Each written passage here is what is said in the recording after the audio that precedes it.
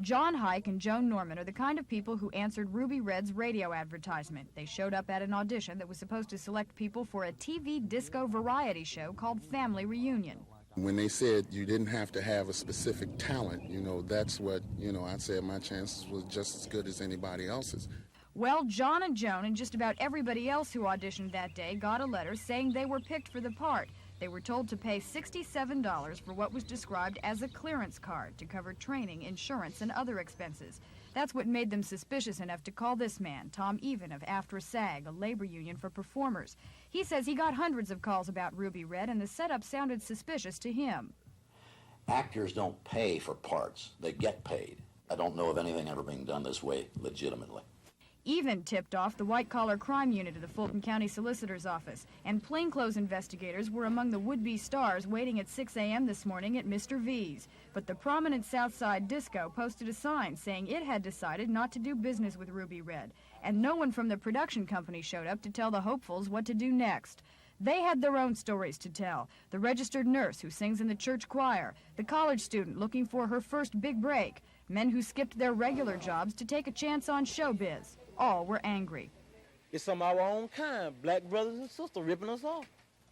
As these disappointed actors drove off in disgust, others had been notified the production was moved to a private film studio on 14th Street. But the film crew walked off the job because Ruby Red did not have the cash on hand to pay them. Manager Tom Acaragi told me that Ruby Red was waiting to collect more than $10,000 in cash from the $67 fees being charged to 160 expected actors. But when only 30 people showed up, no fees were collected. Dreams die hard. Janice McZeal, the woman behind Ruby Red Productions, had moved her followers to a southwest Atlanta office park. There, she blamed all the problems on bad publicity and changed her story about the $67.